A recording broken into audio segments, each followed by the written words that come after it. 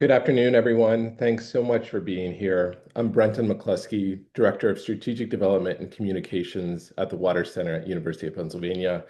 And on behalf of our entire team, I'm really glad to welcome you as host of today's conversation, When AI Comes to Town, Water Infrastructure and Community Readiness. Over 450 of you registered for today's webinar, certainly a sign of the times, and it shows the importance of having these types of dialogues. We are recording today's discussion, so for those that could not join us online, we will share the link to the recording in the coming days. For those who may not be familiar with us, the Water Center is an applied research center. We focus on working directly with communities, utilities, and partners to tackle real on-the-ground water challenges.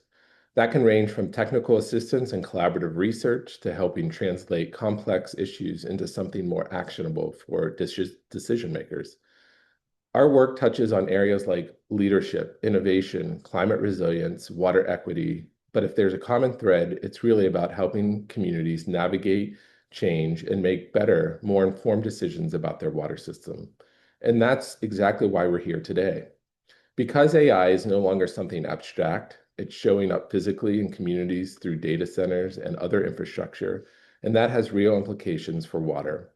To help think through that intersection, we helped launch the Water AI Nexus Center of Excellence, along with partners like the Water Environment Federation, Amazon, and leading utilities of the world. At its core, the center is focused on a pretty simple but important idea. There's a two-way relationship here that we need to get right.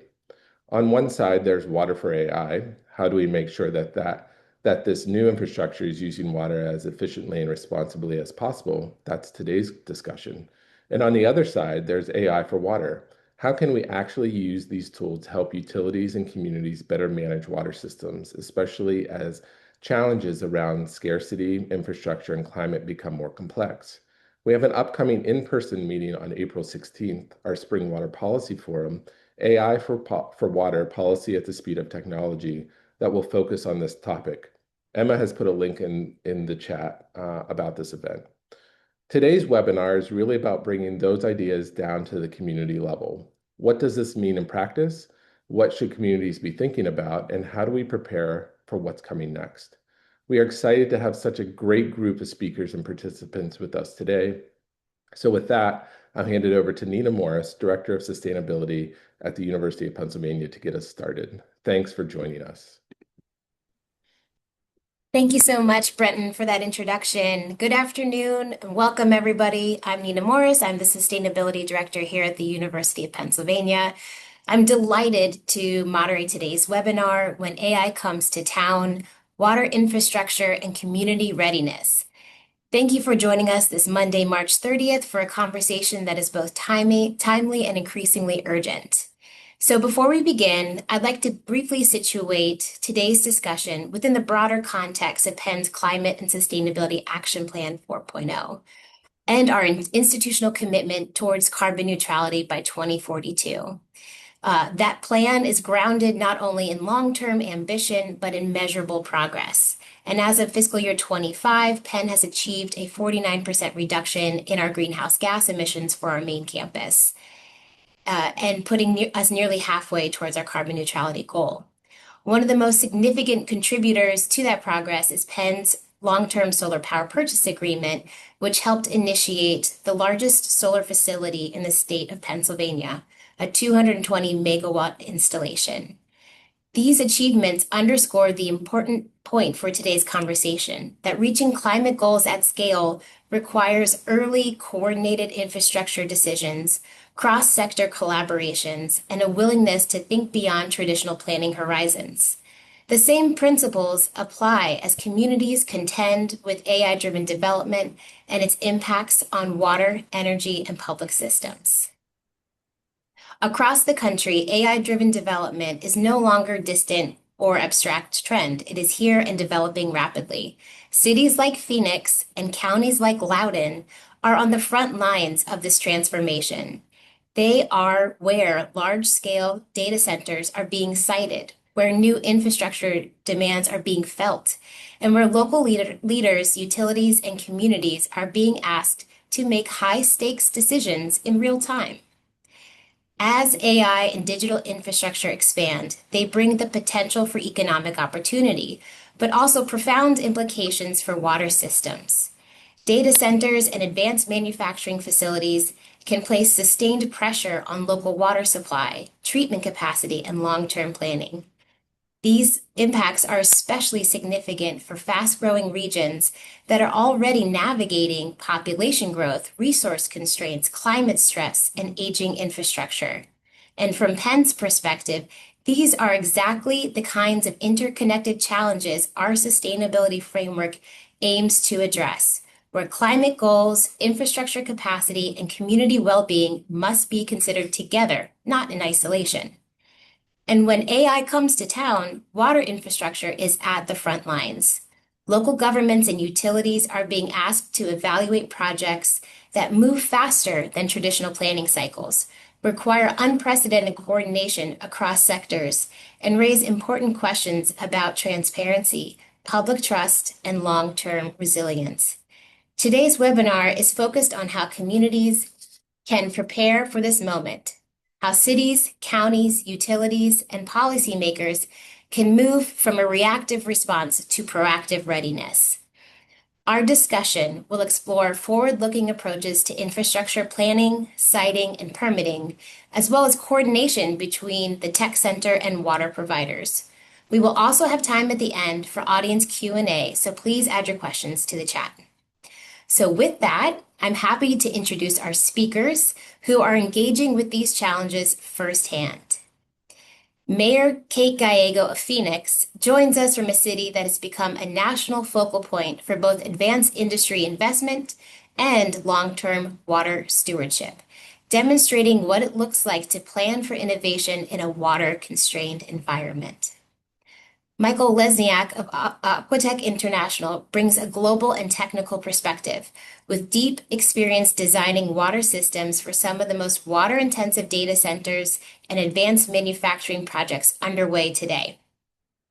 And Alton Eccles, Deputy General Manager and Chief Engineer at Loudoun Water, represents one of the counties most closely associated with data center growth in the United States, offering insight into what it means for a local government utility to operate at the intersection of rapid digital expansion and its public service mission.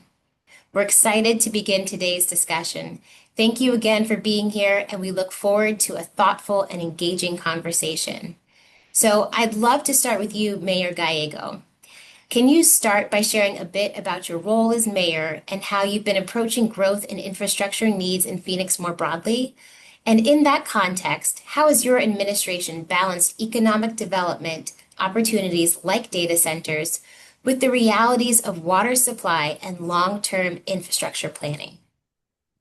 Wonderful, Nina. Thank you so much. Thank you to the Water Center for convening this important conversation. I'm a proud Penn alum, and I will actually be in Philadelphia on the 7th of April, so next week. The Institute of Urban Research is doing a leadership forum, and so I think data centers and AI will come up when I am at Penn next week.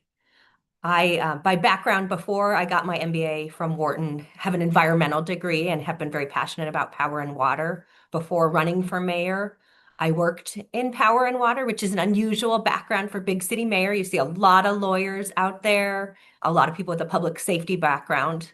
And actually, when I was first running, people said I was too boring by background to be mayor.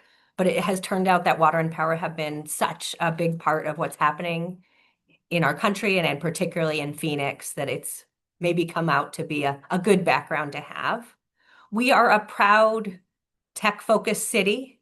In terms of data centers, we make the most advanced chips of anywhere in the United States. They're made in Taiwan and Phoenix, Arizona.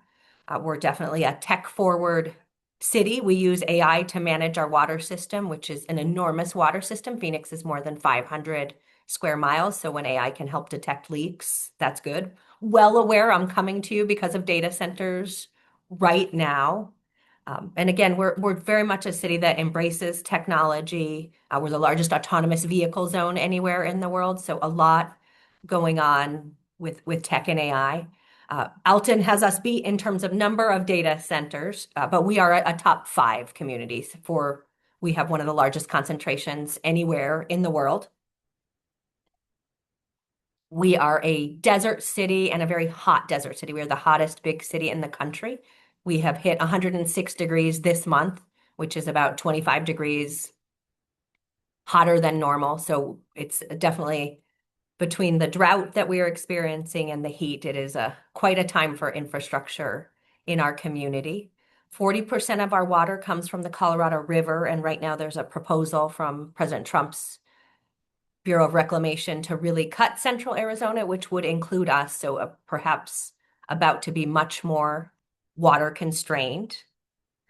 We recently went forward with requiring data centers to get a permit from the city of Phoenix. We have a huge concentration, but we wanted to be able to do more around several factors, including water. And we want to have a process where we really talk to particularly the large water users about how they use their water. Right now, we are mostly getting dry-cooled data centers, but we do have data centers in Phoenix that are wet-cooled and use a very significant amount of water. We created an ordinance so that our large water users have to really work with us to manage water responsibly and do a bunch of upfront planning in addition to making sure we know how much water they're going to be using so that we can manage our system effectively. We in central Arizona have almost all of the big players in data centers, and there's really a huge variety in how they manage water. Many of them have made commitments to try to replenish the water they use.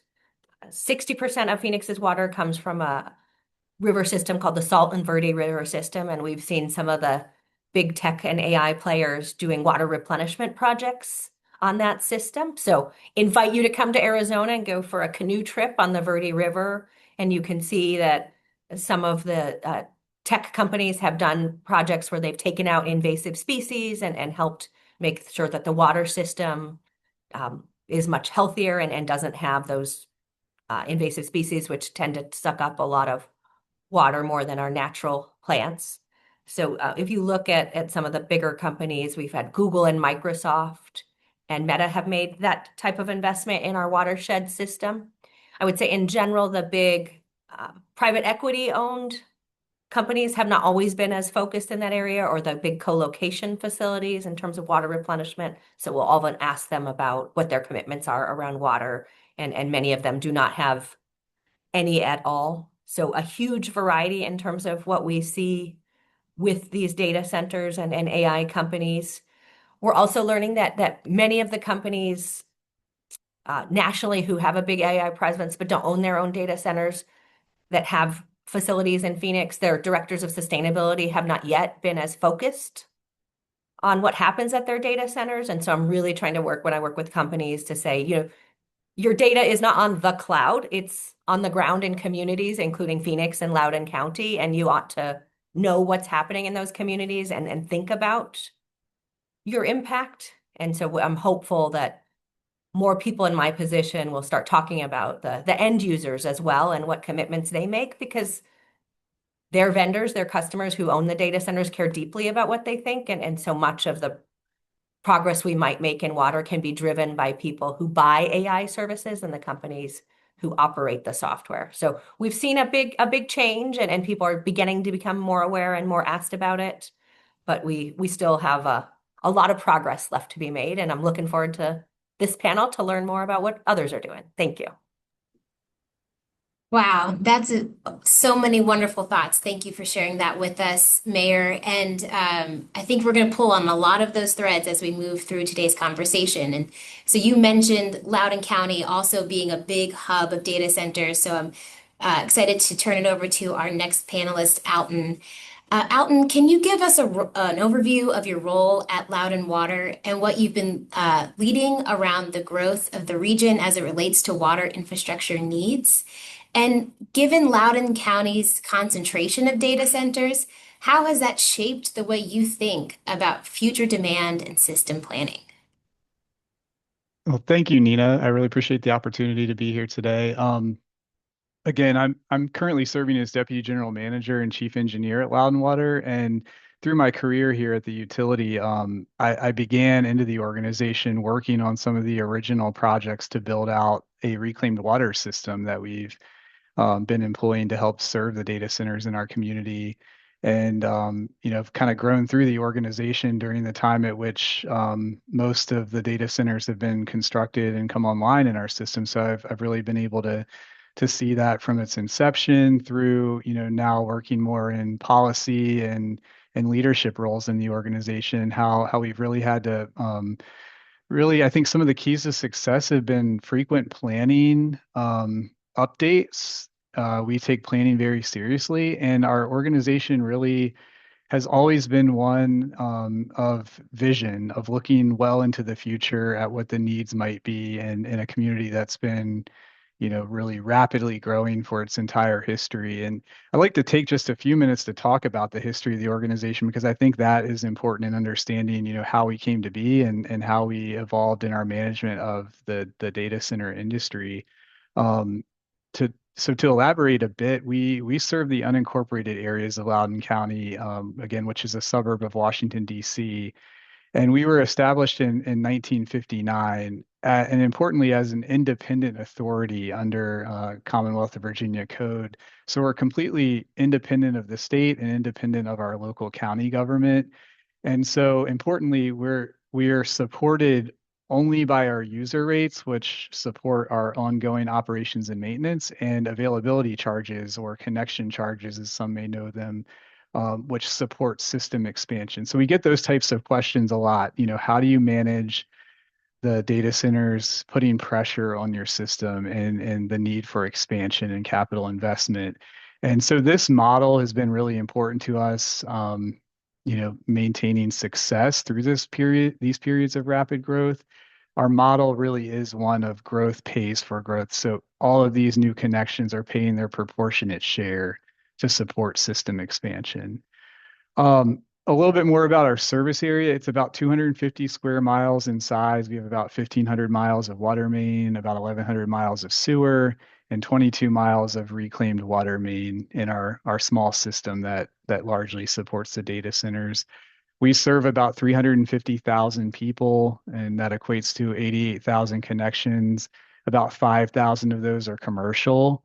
And drilling in a bit further, we serve nearly 200 data centers within our service area, with about another 100 or more in the pipeline for development and coming online in the future decade here. And those are broken down by 80 of them are approximately 80 are air cooled, 50 are cooled with potable water, and another 50 approximately cooled with reclaimed water. And so, just rough numbers here at present, that constitutes about 10% of our daily water demand goes to support data centers.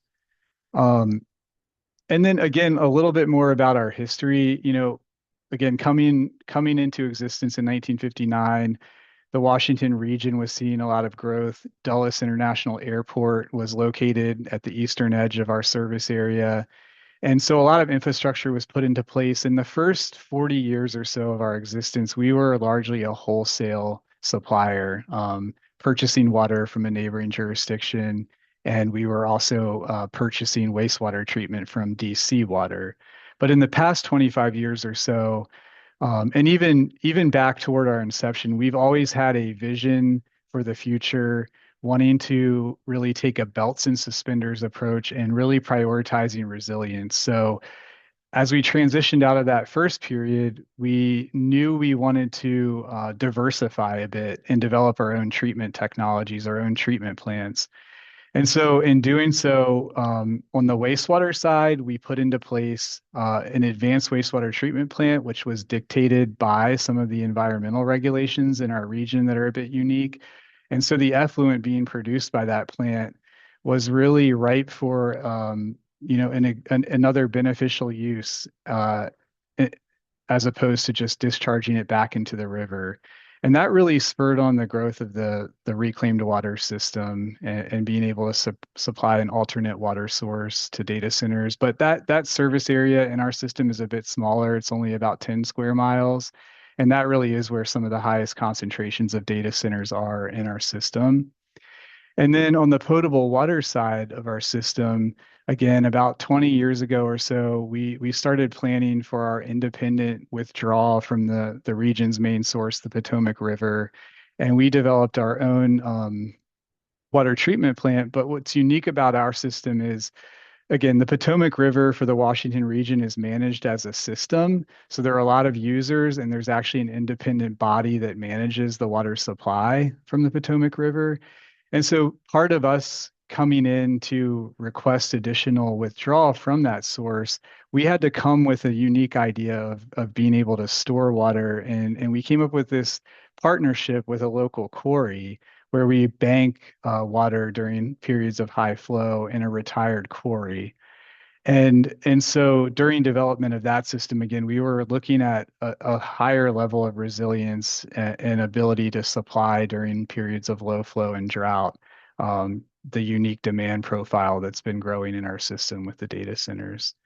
So, that really says a bit about our history. And again, I'm just going to kind of close my intro here by saying, keys to success for Loudon Water have been a lot of independent but frequent planning processes. So we update our 10-year CIP annually.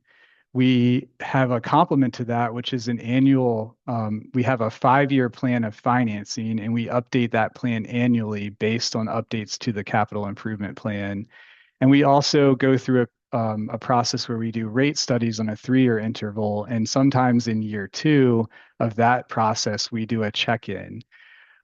We also update our water and wastewater system master plans on a 5-year frequency, but oftentimes we do sort of smaller subsets on an even higher frequency. So all of those processes taken together are what help us adapt, because this has been such a dynamic set of changes for our system, and it's continuing to evolve every year. Even in the last 3 to 5 years with AI and hyperscale data centers, we've really had to just update all of those plans again, change all of our assumptions to really adapt and stay at the ready. So I'll close there and let us transition. I'll be looking forward to taking some questions later on. Thank you for that, Alton. I just love to hear that iterative process that your organization is committed to, and how planning really is what allows you to be resilient and adaptive. I think that is a really valid and probably something that a lot of communities can take to heart. So with that, I'm going to turn to our third panelist, Michael. Michael, can you start by telling us a little bit about your role and the work you do with industrial water users globally? And sort of based on that big picture perspective, what are the trends that you are seeing in how data center developers are approaching water use? And how is that evolving as AI demands grow? Yeah, thanks, Nina. And so happy to join two of these distinguished panelists, Mayor Kate and Alton, two of the fastest growing cities and areas in the U.S., and have been a beneficiary of a lot of jobs and a lot of wealth created with this industry. So, my background goes way back to the beginning of this industry, and I live out on the West Coast, and was fortunate to have met some of the original founders of these big tech companies when they first got into building data centers. And, they started out literally in a garage. I mean, I think of Sergey and Brin, building a data center in their parents' garage and, assembling the servers, and until they outgrew the power and, got really hot in the house. And then they moved up to Oregon and bought an old apple packing shed. And from there, this thing has just grown to these epic proportions. But the thing I've enjoyed about working with people in tech is from the very beginning, they understood scale. And I didn't understand it. I thought, why do you have me in the room? You're so small. You don't really use much water. You don't really use much power. Why are you thinking this way? And they would try to bring me along and say, no, someday this is not a linear business. They knew the numbers, I didn't.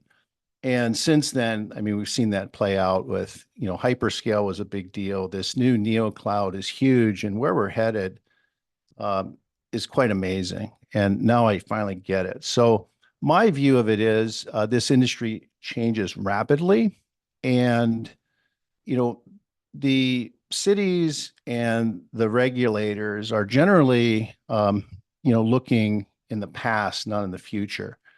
And the thing that I see right now, there's a narrative, about all data centers using massive amounts of water. And I think, as Elton pointed out, the majority of the data centers in his trading area, which is the largest concentration of data centers anywhere in the world, most of those don't use any water. And we can build data centers today that use zero water. So that's always on the table. We always have that in our engineering bag of tricks. And so why do we use water? Well, there's a lot of reasons why we should use water in a data center. And I'm not going to get into all the engineering details, but in large, using water in certain types of data center builds can save electricity. So that typically was in the older style of cloud data centers. When you look at where we're going with these AI data centers, they're quite different. And you don't really save much electricity anymore when you use water in an AI if you reach a certain density. And that's as a general rule when we're doing these training models. But now we're moving towards these inference models, which surprisingly, this does not get talked about. But inference models today are moving back to closets. You're putting data centers back in the basements of buildings. You're putting them, in a corner room. And these things take up a lot of electricity, and they're moving to cities now all over the world. And we're not really talking about the gigawatts of power that they're drawing. We're not really talking about the heat being generated on those building cooling systems. So that's a miss, I think, in a lot of cities today. And I also think that a lot of cities or small towns that begin speaking with data center operators, they don't ask the right questions. They really don't understand the industry. And they have maybe a form that gets filled out, like, what is your average water consumption going to be? And maybe it's 20,000 gallons per day on the form. And they don't ask the question, what will your maximum water consumption be when you build this facility? Oh, you may be flushing and filling, and you may need 9 million gallons of water per day. For how many days? Where will that water come from? Who will pay for that water? Where will we go with all that wastewater? So when we look at a data center life cycle, when we build it, we clean it, we flush it, we have dust suppression, maybe we do a lot of irrigation, maybe we landscape. All these things take water. And we do create jobs. We create high-paying jobs when we build data centers. And people that get paid a lot of money generally use a lot of water. They take their car to the car wash. I mean, poor people don't have a car. People that get jobs in data centers generally have a hot tub and a swimming pool and grass that gets watered. So all these things put stress on these towns that inherit these data centers. So all things that we need to think about, and we need to ask the right questions. Not will you use water, how much and when, and who will pay for that water? How will we build that capacity? How will we work with you so that you don't have a negative impact on our community? And I really like Mayor Kate's comments about the different types of data center operators. I mean, I have master service agreements with all the major tech companies, and I've worked with these people for decades. And I can tell you, they're very, very focused on sustainability. At their core, they believe that they want to do good. And the good news is they have a lot of money. They make a lot of money, and their companies are willing to invest. I've worked across all industries, and I can tell you all industries don't work that way. When you get investors coming to your town, they typically don't have the long view.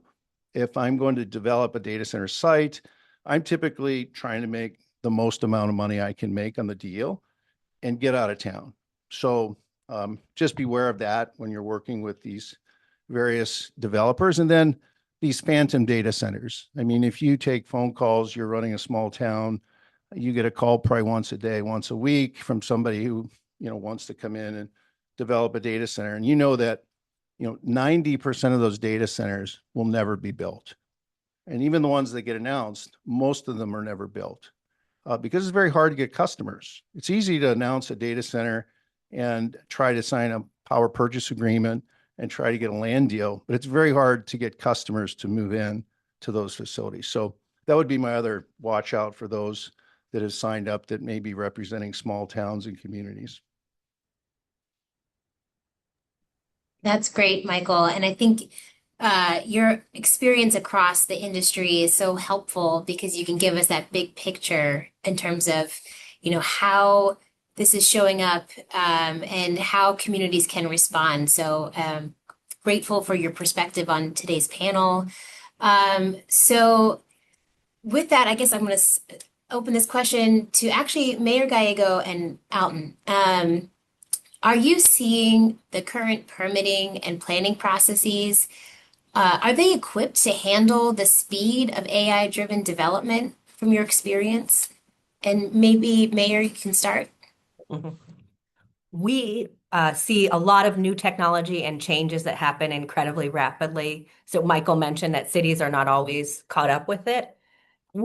The pace that these folks want to move is incredibly fast. So we've been asked, here is a technology you don't have anywhere in your city. 2 days later, we would like you to permit it. And that's tough for us, right? When we give a go for something, we need to make sure the water utility can handle the technology, but it's not just the water utility. If it's a technology we've never had, is our fire code updated? Do our firefighters have the training they need to respond if something goes badly? We have seen some very significant fires at both lithium batteries and data centers, so we want to make sure our communities are safe. The fire code has actually evolved because of something that happened at a lithium battery in Arizona, where our fires in a neighboring community went into a fire at a battery facility, opened it up, and got blown backwards, chemical fires, chemical burns on their bodies. So the whole fire code, which this often applies to the large AI data centers, had to be changed. So we take this very seriously. Phoenix firefighters have responded to some pretty tough fires that are with technology that are associated with data centers. And we understand there is an AI race going on right now. The first to market probably will have huge benefits. From my perspective, it feels like there's a bunch of companies that are trying to win AI the way Google won search. And so they're just putting so many capital dollars into this and want to go as quickly as possible. Michael mentioned not all of the data centers that are proposed come to fruition. We are trying as much as possible to ask these developers, are you looking at other sites? Because we know in our market, there's certain developers who are, for one end user, looking at maybe 8 sites. But if our water utility says we can provide you water, we have to make sure that is the case. We can't just gamble that it won't be our site that gets selected. And sometimes that does mean changing capacity. Not everywhere in our city has the same pipeline structure. So it's very frustrating for us as it is for the power companies, not really understanding how real these deals are. And we're seeing many utilities on both power and water say, you got to put money down. We're not going to go forward with design and changing of infrastructure unless you put money down, because this is a real expense to our ratepayers. And we want to make sure that we are not subsidizing some of what are frankly the wealthiest companies in the world. I'd like to add, I think those were great points. I would add, I'm going to start kind of at our county government level. Obviously land use and the entitlements of projects within our county to construct data centers must work through our county government's processes. And so we definitely have sought to stay as close in lockstep with our county government as possible so that we understand what's coming down the pipeline. And so we can, ensure we're making projections appropriately. Obviously, there's a big tie in that to the county's economic development department. So we've had to stay in close coordination with economic development over the past, decade and a half, close to 2 decades now that we've been seeing the biggest part of this boom. I know the county is increasingly in more recent years dealing with as the demand has ticked up, it's really placed pressure on transmission power infrastructure in our county and having to route new lines into places where, folks are already, not seeing that in their view shed. And so there's been a lot of pressure from that angle that, in some ways have pulled us into as the county's water utility. And similarly on the entitlements process for these projects, I think the county's made some policy shifts in recent years so that, you know, they've essentially taken away the by right part of developing a data center on a particular property. Everything is now a special exception going forward for approval. So we've had all of that in the background over the period of time. And then within our utility, again, I think I hit on it earlier, but I just want to emphasize that we've had to stay vigilant and we like to call it adaptive planning. There over the years, this industry has placed pressure on all facets of our organization, from our engineering design manual to our intake of projects and processing approvals for them. On our industrial pretreatment side, protecting our wastewater treatment plant. I think Michael mentioned earlier, when these facilities are started up and when they're going through periodic cleaning, there are certain processes and chemicals and rates at which that flow may come into our wastewater treatment plant. And so we've had to learn, the hard way and, make developments and updates to our policies and procedures for new project commissioning and for the ongoing O&M. While I'm on that topic, I'll just mention this also places pressure on organizational development. So we've had to recognize that some of these pressures have placed needs on our organization in terms of dedicated roles that support things that I just mentioned, like industrial pretreatment and plan review, land development, all of those sorts of things within our organization. And then bigger picture, I think I mentioned water system master planning and water supply. Again, our organization and fortunately leadership that came before me and others in the organization have always, placed an emphasis on, like I said, diversifying our portfolio of raw water, of water supply. Back 20 years ago, the decision was reached.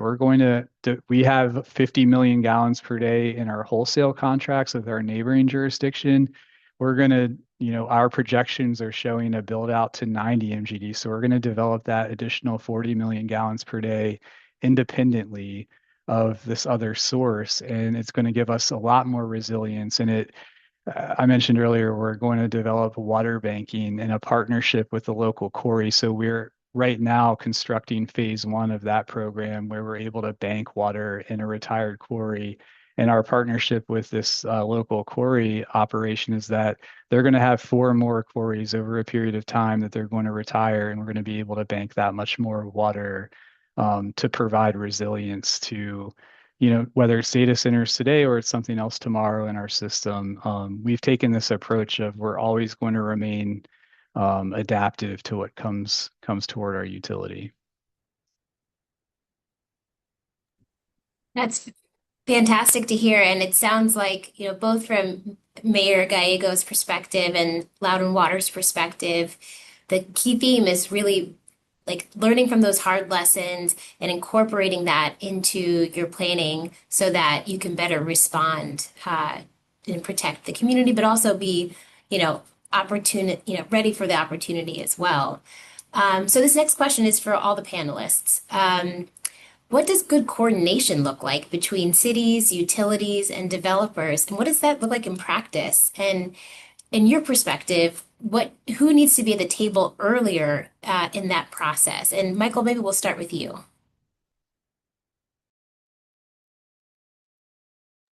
That's a fantastic question. When I think of these two cities in Phoenix and Loudoun County, city and county, these are two areas that I think do a fantastic job of coordination. Number one, they have a policy. They have people that understand what their current available water and wastewater is. They're extremely well equipped with experts. And I think that's where it needs to start. And then this whole issue of secrecy and non-disclosures, often precludes open communication with all the right players. I see this with some of the naive, countries and cities that I work with around the world where maybe they really don't have anybody in their community that really gets it, that has a plan, and they have no plan. Or maybe they have an abundant source of water and they literally just give it away to get economic development without any forethought. So having number one, knowledgeable water people on staff is the absolute prerequisite to success. To know what you have and to know what you don't have. What's been amazing to me is I've never gone around the world with these big tech companies and met anybody that said they didn't have enough water or wastewater capacity for them. It doesn't matter where you go. Everybody says we have unlimited water and unlimited capacity in our sewer. And these are cities I've worked with for years, and I know they don't have water. I know they have no wastewater. And the poor person in the economic director's office, sometimes is telling that story, and maybe they don't know, or maybe they're misrepresenting it. So I've had to teach the tech companies to really, don't take what the cities tell you. Do your own due diligence, and if you have to pay for your own study, do it. Now we have these great tools. We can actually tell people what their capacity is of their city by using satellites. We know what the amount of fresh water capacity is on the surface of the earth. We now know what the capacity of the water is in the groundwater. So if you're a tech company and you have an AI model, you should go into the room knowing exactly how much water they have, how much rainwater they get, and you tell them, look, I know how much water you have. I know what your problems are, and we can help you save, water. We can help you reuse water, cascade water through your community, and actually use our presence to improve upon your situation. And they're doing that. I think there are great examples all over the world of these tech companies going in and leading water stewardship where others in the communities maybe are not. So good communication, this transparency thing. I really love the fact that Microsoft announced this last couple of weeks they're doing away with the NDAs, which I think is great. Creates a lot of distrust when you just can't get the information. You don't know the name of the company. You don't know what's going on in the back room. Now that you can engage your stakeholders earlier and have a really valuable, who's paying for this? How much water? And share that with your community. It doesn't need to be secret. This can be on the table, open and transparent, and you can get deals done, I think, faster with transparency versus this secrecy that's been the playbook in the past. That's great, Michael. And I think you're spot on with transparency. I think that's an important point. Mayor Kate Gallego, would you like to add anything there? We also would love to see the people who live nearby part of the conversation. Just this month, I was having a meeting with a group of neighbors who are a little bit upset with the data center in their neighborhood. And some of their questions involved water, including like, if there was already a fire hydrant on our street, why did you need another one and have to dig up that infrastructure? But again, they need to understand like a fire at a data center is different than a fire at a residential home. And so we need additional capacity.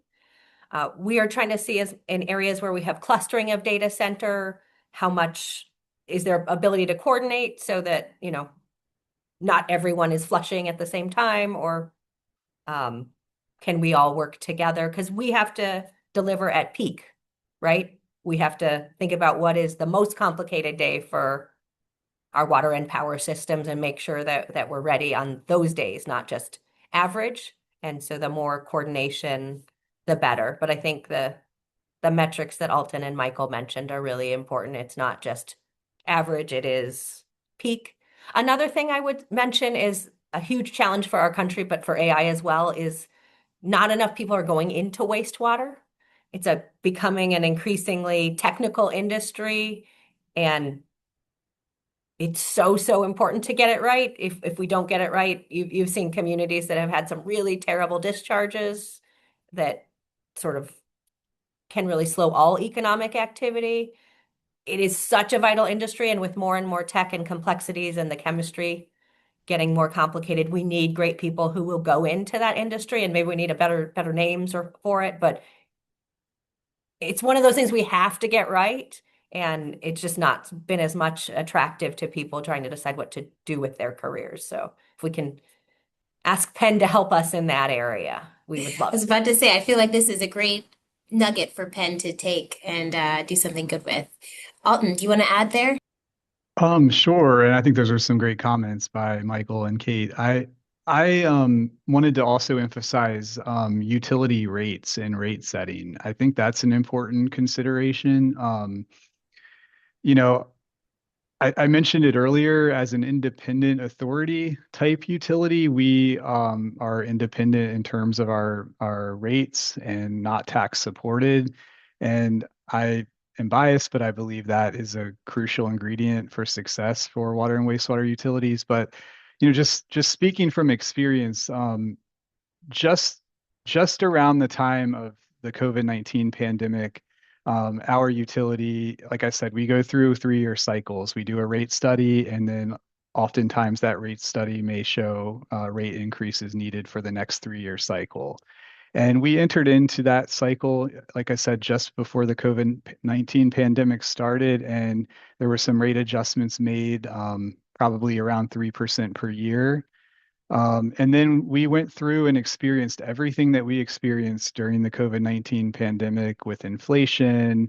And, utilities across the United States felt that pinch. And alongside that, a lot of new regulatory requirements being handed down, lead service line replacements, PFAS in drinking water, and now, with emphasis on PFAS and biosolids for wastewater treatment, a lot of things creating upward pressure on utility rates, independent of this perception by the public that data centers coming to town are going to really just affect the rates. And as I stated earlier, our model is that growth pays for growth.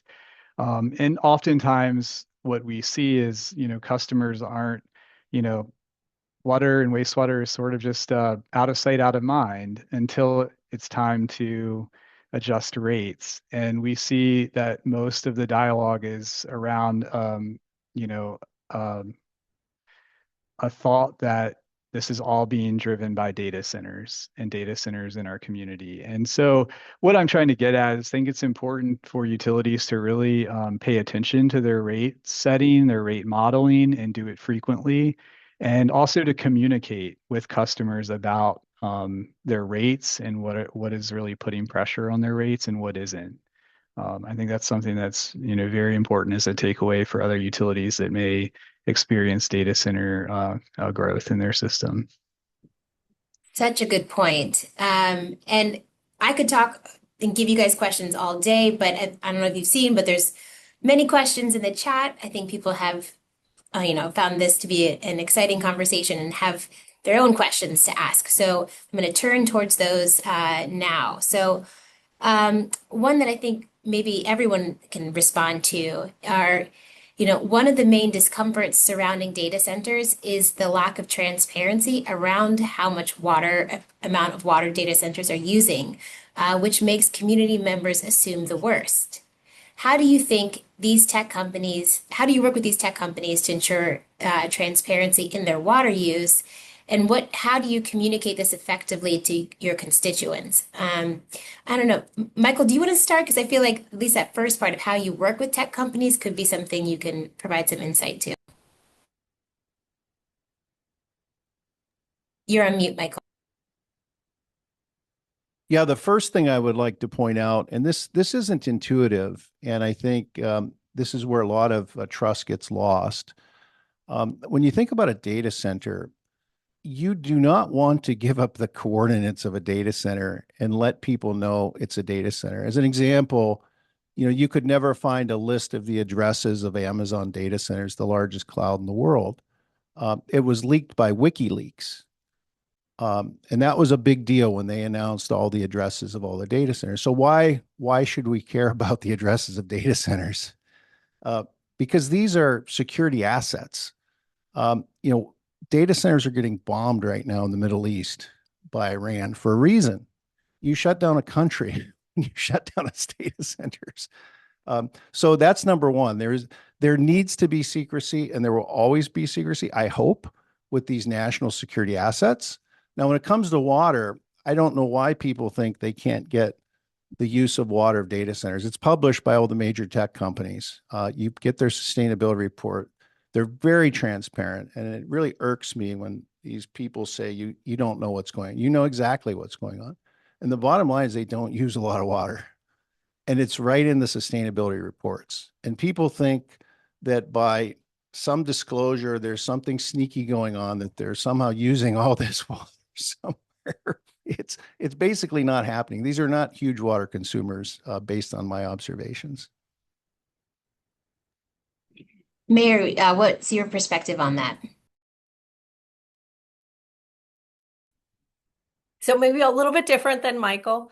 We have so many data centers that are in residential neighborhoods. And so when people have something in their front yard, they want to know who the company is. We had one that was in the middle of construction and they must have hit a water main or something. So it flooded the neighborhood.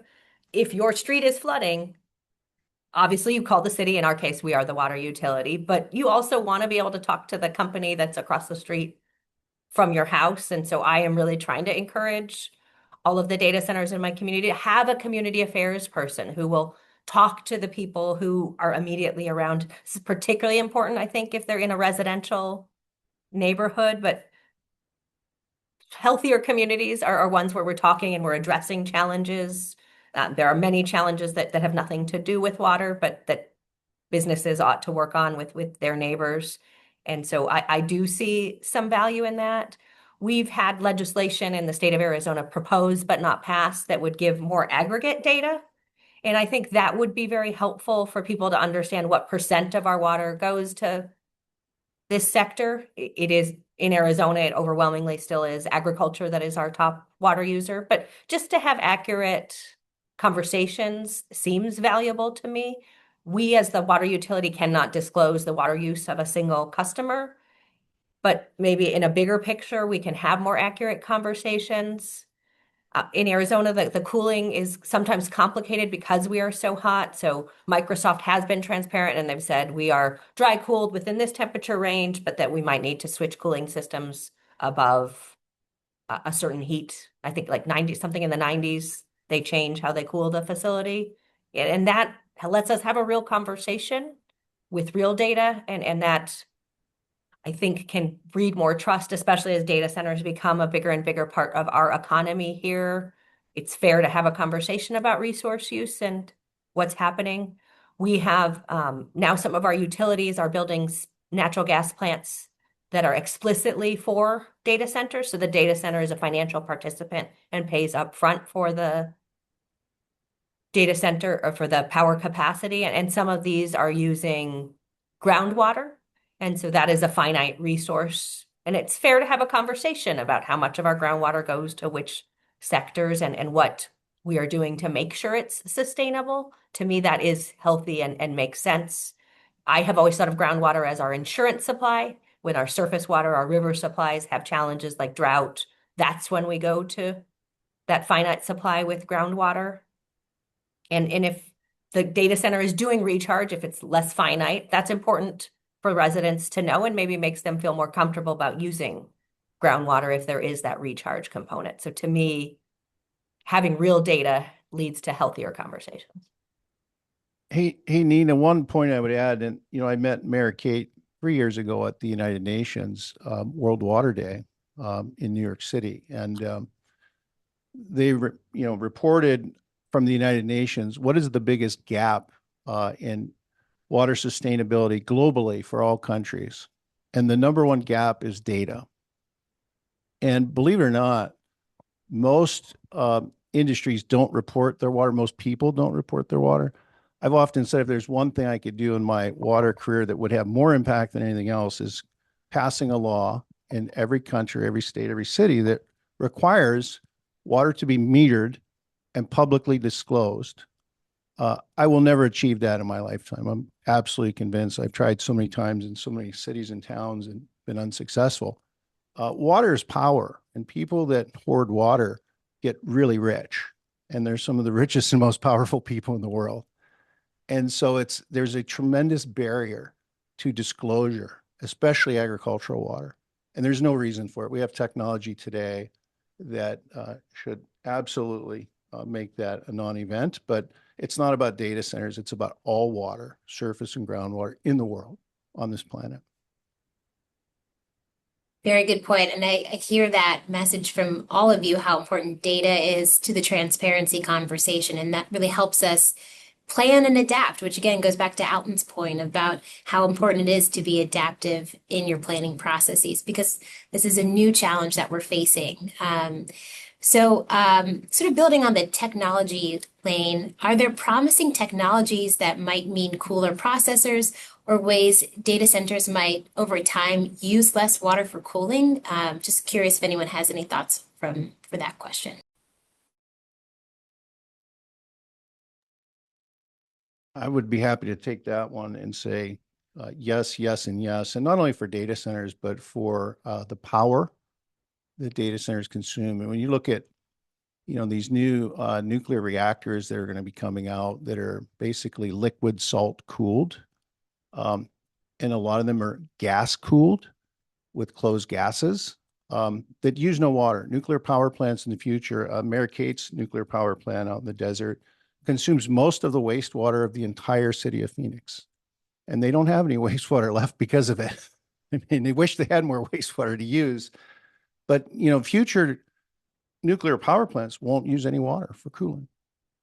And that's probably the largest water impact you're going to see on data centers in their water footprint when they start using nuclear power at scale, at gigawatt scale. And that will be water generated without the consumption of water. Down in New Mexico, they're building that sodium liquid plant right now. It's a multi-billion-dollar facility to make the liquid that's going to go into the nuclear power plants to cool those facilities. And inside the chips now, we have gases. We have all different ways to cool chips now that don't involve water. So yeah, there's lots of technology that will eliminate, and today is eliminating the use of water for cooling. Fantastic. Okay, I think we can take one more from the audience. This question is, wondering if Mr. Eccles at Loudon Water and Mayor Gallego could share what they require of data centers in terms of water use during times of drought. Are they required to have their own emergency supply or reduce their water use before residential users, as an example? Well, I can start, Nina.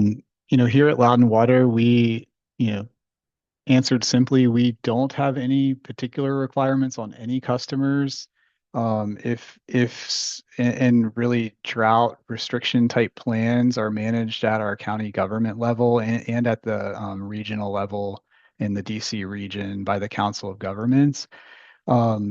So, again, said plainly, any restrictions that were to ever go into place would be, we would seek for voluntary reductions, and it would be sort of uniform across all users in our system.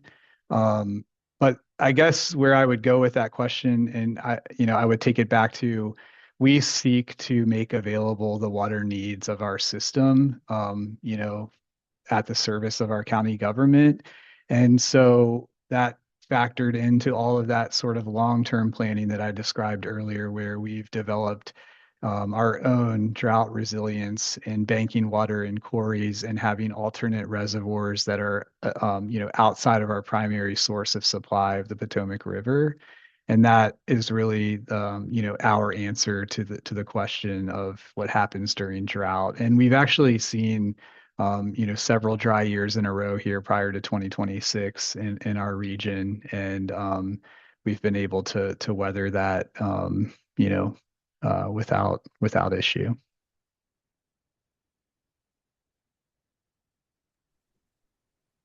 And I'd say we're pretty similar in Phoenix. A lot of our conservation happens through price signals. And so very similar to what Loudon said. Wonderful. Well, thank you guys so much for those answers. And as the moderator, I get the privilege of asking the last question. And this is for all of you. Let's try to keep it brief because we were down to the last minute. As AI-driven development accelerates, what is one piece of advice you would offer to communities trying to balance growth, infrastructure demands, and maintaining public trust? So, Alton, I'll start with you. I would just say continue to lead by example, continue to seek to collaborate with all of your partners in your your local area and yeah, try to set the example for, forward-looking policies and procedures and plans within your utility and ask lots of questions and, continue to have that spirit of adaptive planning. Fantastic. Michael. Oh, Michael, you're on mute. Thank you. I will leave it with a one-liner of this. So good transparency informs and bad transparency inflames. Mm, wonderful. And Mayor. Push for a race for a top. We want better projects and higher standards as we go. Wonderful. Well, thank you all so much to our speakers for sharing their insights and expertise today, and to everyone who joined us for this conversation. We appreciate you taking the time to participate and engage, and I hope you found this conversation as meaningful and as educational as I did. I also want to extend my thanks to the Water Center for hosting and creating a space for these important conversations. And as a reminder, today's webinar was recorded and will be shared with everyone who registered within the coming week. And thank you all so much for being a part of this session, and we hope you enjoy the rest of your day. Thank you.